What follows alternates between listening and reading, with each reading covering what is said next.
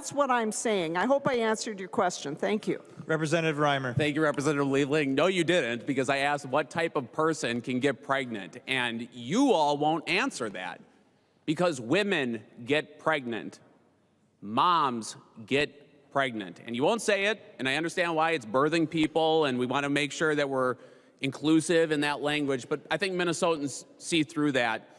And you know, it's interesting, because you brought up the right to life thing over and over again, and I think language is important in these bills. So even though this bill is unvetted, we haven't heard it in committee, and I think I'm probably a no on it because I am so pro-life that I think these types of bills should have their day that work through the process. But I think language is important, and it got brought up before. So we're talking about preborn child recognized to have a right to life. That's what this bill or this constitutional amendment is saying.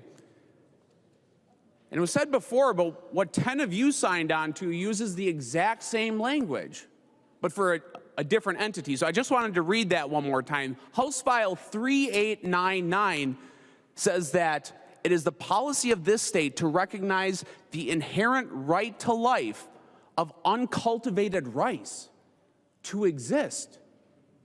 So we can have the debate on whether a preborn child has inherent life or not. You believe they don't, we believe they do. But I think what most reasonable Minnesotans, and I hope you're listening, because we have one party who believes rice has a right to life and doesn't believe that human beings have a right to life. How backwards is this? I hope Minnesotans can recognize this farce for what it is. Right now, we have a bill on the table that has gone unvetted, that we as Republicans did not bring up on this floor, but Democrats wanted to bring it up even though it didn't get vetted. And it is the same party who believes that rice has a right to life, but preborn children don't. So there's a lot of problems here.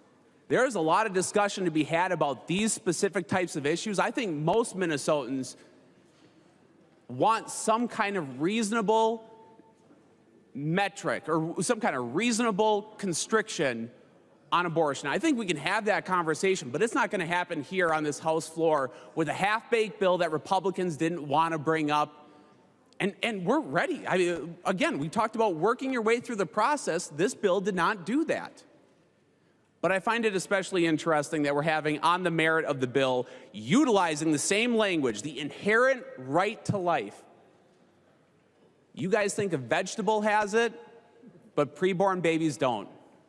So I'll be a no on this bill, and it's not because I'm not pro-life, but it's because we need to have a broader discussion about what Minnesotans want and how we can best represent them in this really difficult, weighty conversation.